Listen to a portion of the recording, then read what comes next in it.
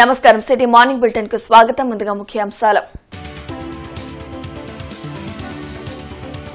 Graduate MLC Alapati రాజా ఘన విజయం. 82,320 మెజారిటీతో విజయ శిఖరం. సంబరాలు జరుపుకున్న కూటమి శ్రేణులు. త్వరలోనే మెగా డిఎస్సి జీవో 117 పై ఎమ్మెల్యేలు ఉపాధ్యాయ సంఘాలతో చర్చించి నిర్ణయం తీసుకుంటాం. అసెంబ్లీ సమావేశాలలో మంత్రి లోకేష్ స్పష్టం.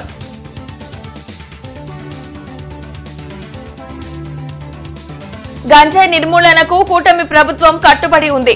అందుకే ఈగల్ వ్యవస్థను ఏర్పాటు చేశామన్న మంత్రి అనిత.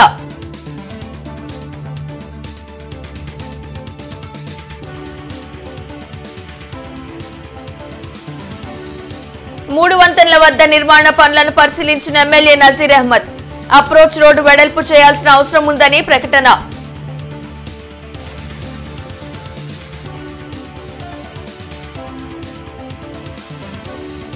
అసెంబ్లీ సమావేశాలను సద్వినియోగం చేసుకుంటున్న ఎమ్మెల్యేలు.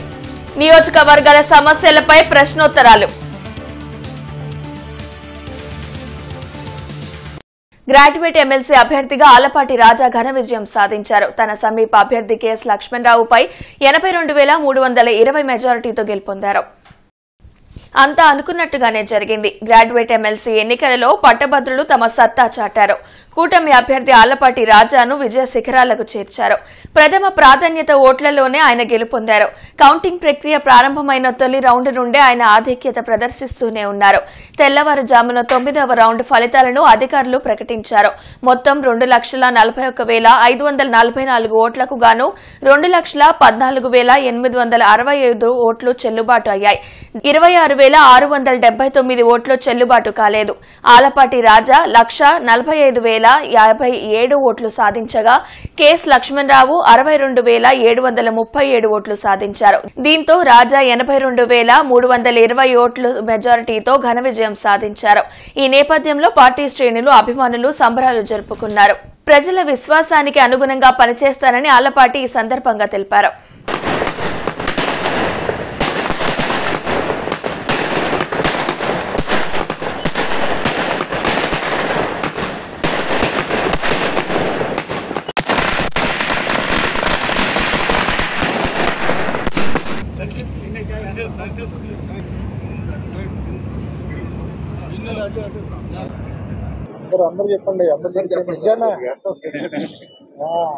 దాదాపు 6 నెలల నుంచి జరుగుతున్నటువంటి ఎన్నికల ప్రస్థానం ఈ రోజుతో ఒక గొప్ప విజయంతో ప్రభుత్వానికి మద్దతుగా ఎన్డీఏ కూటమి నాయకత్వాన్ని మరొకసారి సమర్థించినటువంటి ప్రజలకి, ఆశీస్సులు అందించినటువంటి పట్టభద్రులకి, సహకరించినటువంటి ప్రతి వర్గానికి కూడా నా హృదయపూర్వకమైనటువంటి ధన్యవాదాలు తెలుపుకుంటా ఉన్నా.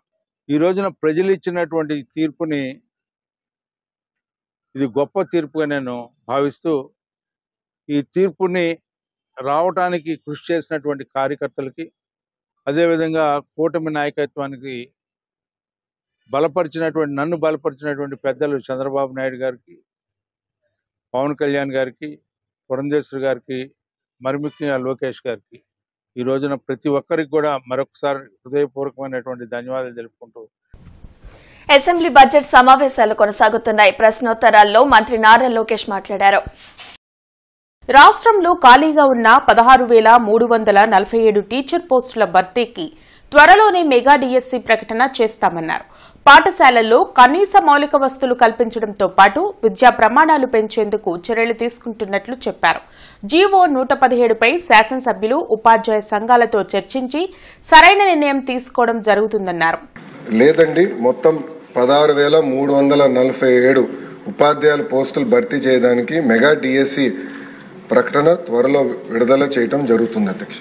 స్ట్రక్చర్ ఎక్కడైతే లేదో ముందల అదంతా అప్గ్రేడ్ చేయాల లక్ష్యంతో మన ప్రభుత్వం పనిచేస్తుందని గౌరవ సభ్యులు నేను తెలియజేస్తున్నాను. సభ్యులు అన్నట్టు leak proof buildings, basic benches, fresh paint of coat of paint, toilets, తాగునీరు, బేసిక్స్ ముందల ఫోకస్ చేయాలనే లక్ష్యంతో మన ప్రభుత్వం ఈ కార్యక్రమం చేయబడుతుందని గౌరవ సభ్యులు తెలియజేస్తున్నారు అధ్యక్ష. ఈరోజు సాయంత్రం గౌరవ సభ్యులందరితో కూడా ఒక సమావేశం ఏర్పాటు చేసుకున్నారు అధ్యక్ష. గత ప్రభుత్వం 117 జీవోని తీసుకొచ్చి ప్రభుత్వ విద్య పిల్లలకి, అది నిరుపేద కుటుంబాలకి దూరం చేసిన విషయం మన అందరూ తెలిసిన విషయమే. గత ప్రభుత్వ చేత చేతకంతనం వల్ల ప్రభుత్వ పాఠశాలలో దాదాపు 12 లక్షల మంది విద్యార్థులు తగ్గిపోయారు అధ్యక్ష. 12 లక్షల మంది విద్యార్థులు తగ్గిపోతాం జరిగింది అధ్యక్ష. అందుకే దానికి ఒక ఆల్టర్నేటివ్ ఏర్పాటు చేయాలని దానిపైన ప్రజాప్రతినిధులతో చర్చించి, అదేవిధంగా పక్కన సంఘాలతో కూడా ఒక రౌండ్ చర్చ జరిగింది అధ్యక్ష.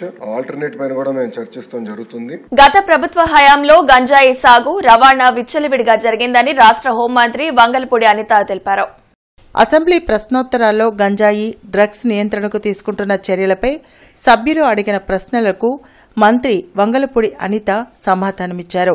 గంజాయి నిర్మూలన కోసమే కూటమి ప్రభుత్వం ప్రత్యేకంగా ఈగల్ వ్యవస్థను ఏర్పాటు చేసిందని చెప్పారు. ప్రతి జిల్లాలో నార్కోటిక్ సెల్ను ఏర్పాటు చేయడంతో పాటు ఈగల్ వ్యవస్థకు బడ్జెట్లో ప్రత్యేక కేటాయింపులు చేసినట్లు వివరించారు. ఏదైతే స్కూల్స్ లోనే ఎక్కువగా ఈ గాంజా అనేది వినియోగం ఎక్కువగా అయింది.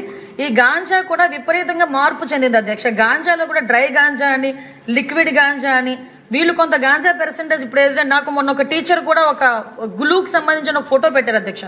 ఆ గ్లూకి సంబంధించింది ఎక్కువ పిల్లలు వాడుతున్నారు, అదేంటో ఒకసారి చెక్ చేయించండి అని కూడా నాకు కూడా పంపించడం జరిగింది అధ్యక్ష. ఈ గ్లూస్ కానీ పెయిన్ కిల్లర్స్ అంటే రూపం మార్చుకొని గాంజాయికి ప్రత్యామ్నాయంగా గాంజాయితో కలిసినవి ఇవన్నీ కూడా తీసుకురావడం జరిగింది అధ్యక్ష. దీనిని ఎట్టి పరిస్థితుల్లోని గ్రౌండ్ లెవెల్ నుంచి కూడా మనం క్లియర్ చేయాలి అని ఒకే ఒక ఉద్దేశంతో ఎస్పెషల్లీ గౌరవ విద్యాశాఖ మంత్రి నారా లోకేష్ గారి ఆధ్వర్యంలో ఈ రోజు స్కూల్స్ లో కూడా ఈగల్ టీమ్స్ ఏర్పాటు చేసుకోవడం జరిగింది అధ్యక్ష. దానికి సెపరేట్ గా ఒక జీవో కూడా ఇవ్వడం జరిగింది అధ్యక్ష. Memo number 271473. 3 వంతెనల వద్ద నిర్మాణ పనులను ఎమ్మెల్యే నజీర్ అహ్మద్ పరిశీలించారు. అప్రోచ్ రోడ్ వెడల్పు చేయాల్సిన అవసరం ఉందని ఎమ్మెల్యే నజీర్ తెలిపారు. దీనికోసం ఇరువైపులా స్టేక్ హోల్డర్లతో మాట్లాడి స్థల సేకరణ చేయాల్సిన అవసరం ఉందన్నారు. అధికారులతో చర్చించి తగు చర్యలు తీసుకున్న తర్వాతే 3 వంతెనల నుంచి వాహనాల రాకపోకలు జరుగుతాయని స్పష్టం చేశారు. కొన్ని రోడ్ ఎక్స్టెన్షన్ ఇంకా చేయాల్సినటువంటి పరిస్థితులు ఉన్నాయి.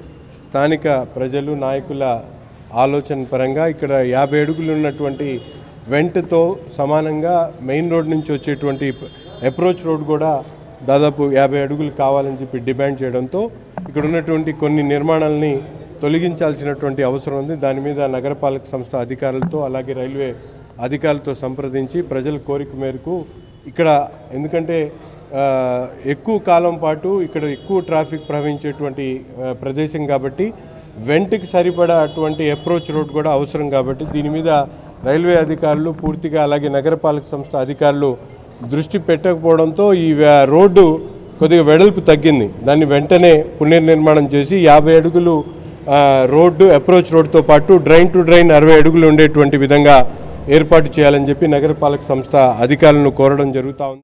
గంజాయి డ్రగ్స్ అక్రమ రవాణాపై ప్రత్యేక దృష్టి పెట్టి వాటిని నిర్మూలించాల్సిన అవసరం ఉందని ఎమ్మెల్యేలు గల్లా మాధవి, తెనాలి శ్రావణ్ కుమార్ అన్నారు. అసెంబ్లీ ప్రశ్నోత్తరాల్లో ఎమ్మెల్యేలు గల్లా మాధవి, తెనాలి శ్రావణ్ కుమార్ మాట్లాడారు. యువత గంజాయికి బానిసలై తమ జీవితాలను నాశనం చేసుకోవడం ఆవేదన కలిగిస్తుందని చెప్పారు. ప్రభుత్వం స్కూల్స్, కళాశాలలు, ఇతర ప్రాంతాల్లో అవగాహన కార్యక్రమాలు ఏర్పాటు చేయడంతో పాటు వాటిని వినియోగించే వారిపై కఠిన చర్యలు తీసుకోవాలని సూచించారు. ఉద్యోగ కల్పన, ఉపాధి కల్పన యువతకు ఎలా ఇవ్వాలి అని తపన పడుతున్న కూటమి ప్రభుత్వం ఉన్నప్పుడు కానీ ప్రశ్నించే గొంతుగా, దేశ శక్తిగా ఉండాల్సిన యువతని అన్ని విధాలా నిర్వీర్యం చేసి ఈరోజు ప్రతి నియోజకవర్గానికి ఒక rehabilitation centre, de addiction centres అత్యవసరంగా ఏర్పాటు చేసుకోవాల్సిన దుస్థితిని ఈ రాష్ట్రానికి తీసుకొచ్చారు అధ్యక్ష గత పాలకులు. అధ్యక్ష, టీడీపీ హయాంలో శివారు ప్రాంతాల్లో చెక్ పోస్టులు, పాట్రోలింగ్ ప్రహారా చాలా సమర్థవంతంగా కొనసాగేవి అధ్యక్ష. గడిచిన 5 ఏళ్లలో ఈ తరహా నిఘాని పూర్తిగా తీసేయడం జరిగింది అధ్యక్ష. పట్టపగలే జనావాసాల మధ్యలో ఈ గంజాయి డ్రగ్స్ సేకరణ విపరీతంగా జరుగుతూ ఉన్నది అధ్యక్ష. మీ ద్వారా మంత్రివర్యుల్ని కోరుతున్నాను అధ్యక్ష, పూర్తిగా అర్బన్ ప్రాంతం అవడం వల్ల మా ఈ ప్రాంతంలో స్టూడెంట్స్, అదే విధంగా బయట ప్రాంతాల నుంచి వచ్చే వాసులు చాలా మంది ఉండడం వలన వీటి పట్ల, ఈ వినియోగం పట్ల అవగాహన ఏర్పాటు చేయాలి అధ్యక్ష. అదేవిధంగా విపరీతమైన డ్రగ్స్ ఈరోజు వాడుతున్న నేపథ్యంలో బోల్డెన్ అరెస్టులు కూడా జరుగుతున్నాయి అధ్యక్ష. ఎన్నో రకాలుగా పేపర్లో చూస్తున్నాం అధ్యక్ష మా నియోజకవర్గం నుంచి. కాబట్టి ఆ పాట్రోలింగ్ వ్యవస్థ, అదేవిధంగా అవసరమైన ప్రాంతాల్లో చెక్ పోస్టులను ఏర్పాటు చేసి సీసీ కెమెరాలను కూడా అత్యవసర ప్రాంతాల్లో ఏర్పాటు చేయాల్సిందిగా మంత్రివర్యులు కోరుకుంటున్నాను అధ్యక్ష. ఇప్పుడు తోటి సభ్యురాలు మాధవి గారు చెప్పినట్టుగా ఇది రూపం మారింది అధ్యక్ష. అంటే పొడి రూపంలో నుంచి లిక్విడ్ రూపానికి వస్తాం. ఈ లిక్విడ్ రూపంలో వచ్చిన దాన్ని అరికట్టడానికి మీరు ఏం చర్యలు తీసుకుంటున్నారు? అదే కాకుండా కొన్ని ప్రత్యేకమైన సెంటర్స్ ఉన్నాయి.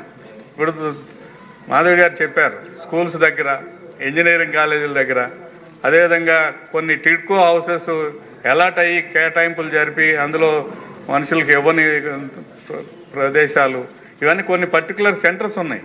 ఈ సెంటర్స్ మీద గస్తీ ఏర్పాట్లు ఏ రకంగా ఉన్నాయి?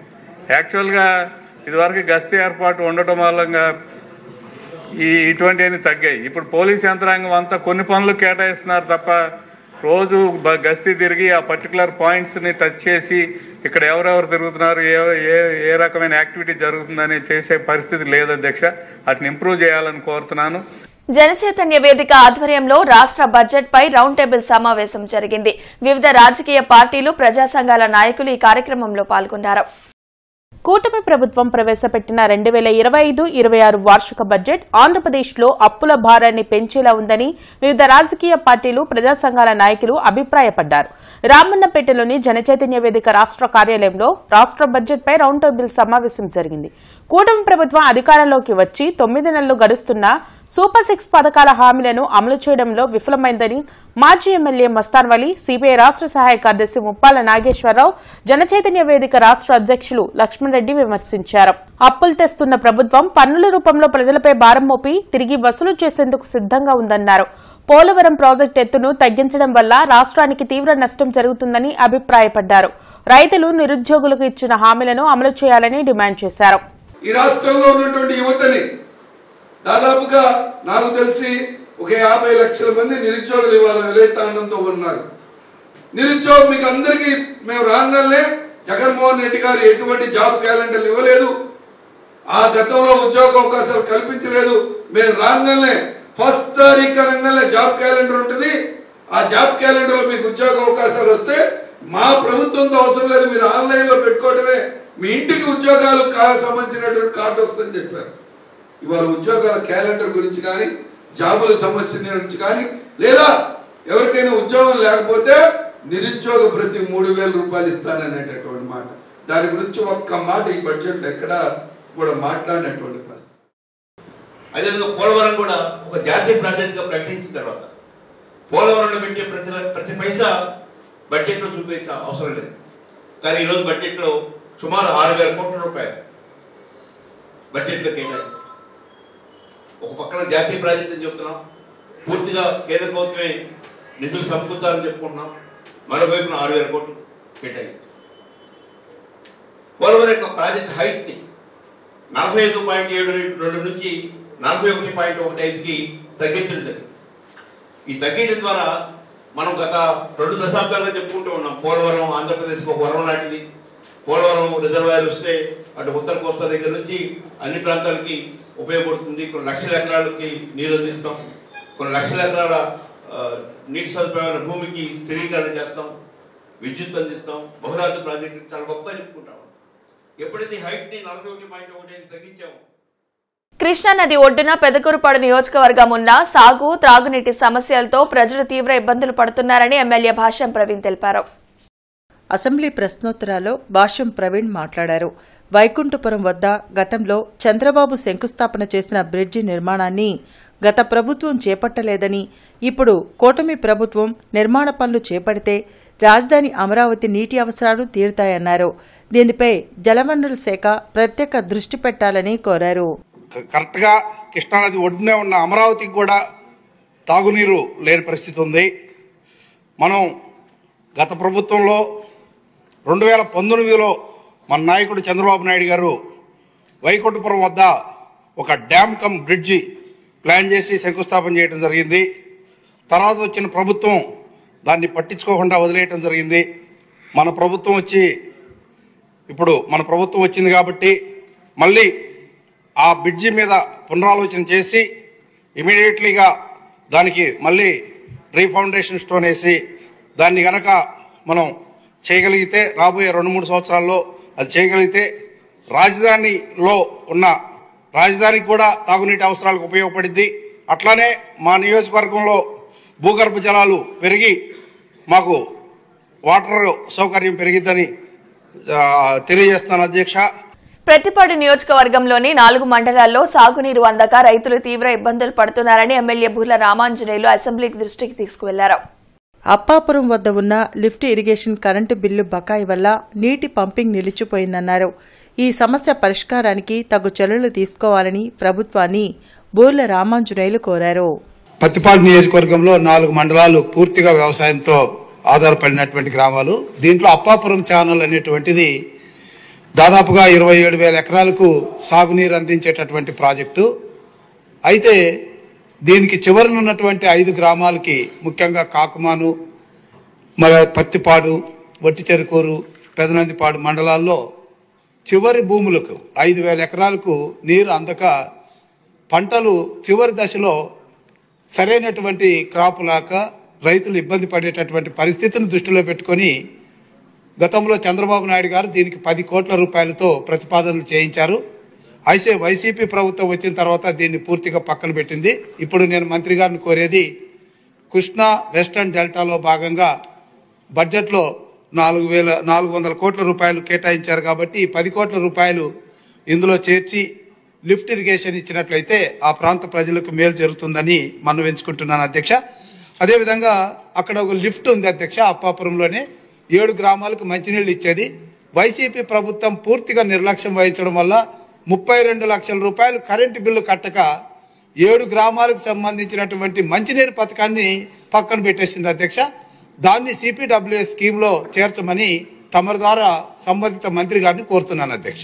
నగరంలో అనుమతులు లేని నగరపాలక సంస్థ నుండి అనుమతులు పొంది నిబంధనలకు విరుద్ధంగా చేపట్టే నిర్మాణాలపై కఠిన చర్యలు తప్పవని, భవన నిర్మాణ పనులు ప్రారంభించిన నాటి నుండే నిబంధనల ప్రకారం నిర్మాణాలు చేపట్టాలని నగర కమిషనర్ పులి శ్రీనివాసులు తెలిపారు. మార్చి 8న జాతీయ లోక్ అదాలత్ ను జిల్లాలోని కోర్టులో నిర్వహించనున్నట్లు జిల్లా న్యాయ సేవాధికార సంస్థ కార్యదర్శి సయ్యద్ జియావుద్దీన్ తెలిపారు. కక్షిదారులు ఈ అవకాశాన్ని సద్వినియోగం చేసుకోవాలని, తమ కేసులను పరిష్కరించుకోవాలని సూచించారు. చెక్ బౌన్స్, ఇన్సూరెన్స్ తదితర కేసుల్లో ఇరుపక్షాలు రాజీపడి పరిష్కరించుకోవడం వల్ల కక్షిదారులు లబ్ధి పొందుతారని చెప్పారు. జిల్లాలోని అన్ని కోర్టు సముదాయాల్లో ఈ లోక్ అదాలత్ను నిర్వహిస్తున్నాము. ఈ లోక్ అదాలత్లో మన కక్షిదారులు అన్ని సివిల్ కేసులు, execution cases, cheque bounce cases, motor accident cases మరియు రాజీ పడదగ్గ క్రిమినల్ కేసులు అన్నీ రాజీ పడవచ్చు. ఈ లోక్ అదాలత్లో కక్షిదారులు తమ యొక్క వివాదాలను పరిష్కరించుకొని అవార్డును పొందవచ్చు. ఈ అవార్డుకు అప్పీల్ ఉండదు, అంతిమ తీర్పుగా పరిగణించబడుతుంది. ఇక్కడ ఇద్దరు విజేతలే. ముఖ్యమైన విషయం ఇంకోటి ఏమిటంటే, సివిల్ కేసుల్లో రాజీ పడినచో వారు కట్టిన కోర్టు ఫీజు వారికి వాపసు ఇవ్వడం జరుగుతుంది. ఈ విషయాలను ప్రజల్లోకి వేగవంతంగా తీసుకెళ్ళి కక్షిదారులందరూ ఈ అవకాశాన్ని సద్వినియోగం చేసుకునేటట్లు చూసి ఈ జాతీయ లోక్ అదాలత్ కార్యక్రమాన్ని దిగ్విజయం చేయాలని కోరుచున్నాను. శ్రీ లక్ష్మీనారాయణ స్వామివారి 79వ వార్షిక బ్రహ్మోత్సవాలు కృష్ణనగర్లో అత్యంత వైభవంగా జరుగుతున్నాయి. కృష్ణనగర్లోని శ్రీ లక్ష్మీనారాయణ స్వామివారి దేవస్థానంలో అత్యంత వైభవంగా 79వ వార్షిక బ్రహ్మోత్సవాలు జరుగుతున్నాయి. ఇందులో భాగంగా సోమవారం సాయంత్రం భేరీ పూజ, దేవతా వాహనం, హవనం, పంచసూక్తములు, పూర్ణాహుతి, బలిహరణ, విన్నపములు, తీర్థప్రసాద గోష్ఠి కార్యక్రమాలు జరిగాయి. మార్చి 8 వరకు స్వామివారికి విశేష పూజలు నిర్వహిస్తామని, భక్తులందరూ పాల్గొని స్వామివారి అనుగ్రహాన్ని పొందాలని ఆలయ ప్రధాన అర్చకులు ధనకుధరం సీతారామానుజాచార్య స్వామి తెలిపారు. ఉదయం సుప్రభాత సేవ, మంగళాశాసనం, ధ్వజారోహణం, అగ్ని ప్రతిష్ఠ, శాంతిపాఠం, వేద దివ్య ప్రబంధ విన్నపాలు, అష్టాక్షరీ హవనం, శ్రీ లక్ష్మీనారాయణ హవనం, పంచసూక్తాలు, పూర్ణాహుతి కూడా ఉదయం నెరవేరింది. ఇప్పుడు 6 గంటలకు భేరీ పూజతో ప్రారంభమైంది. దేవతావాహనం, హవనం, పంచసూక్తాలు, పూర్ణాహుతి, అలానే బలిహరణ, విన్నపాలు, తీర్థప్రసాద ప్రసాద గోష్ఠి జరగబోతున్నాయి.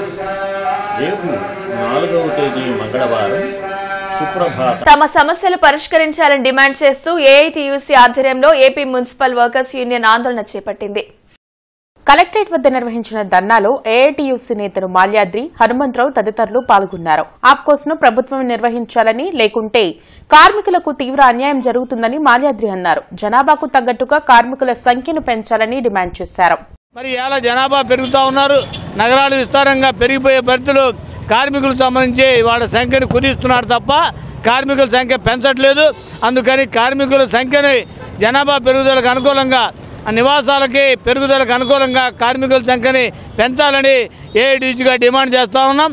తద్వారా పారిశుద్ధ్యం మెరుగుపడింది తప్ప మరి పేరుతోటి స్వచ్ఛ భారత్ అని, స్వచ్ఛ సర్వేక్షణ అని పేరుతోటి సాధ్యం కాదని తెలియజేస్తూ రాబోయే కాలంలో మున్సిపల్ కార్మికుల సమస్య మీద మరి పోరాటాన్ని ఉధృతం చేస్తాం. ఈ నెల 8వ తేదీన గుంటూరులో మెగా బిజినెస్ అవార్డుల ప్రధానోత్సవం జరగనుంది. అంతర్జాతీయ మహిళా దినోత్సవాన్ని పురస్కరించుకుని పొన్నూరు రోడ్ ఎం కన్వెన్షన్ హాల్లో ఈ కార్యక్రమాన్ని ఏర్పాటు చేశారు. టైటిల్ స్పాన్సర్గా ఏకే బిర్యానీ హౌస్ వ్యవహరిస్తున్నారు.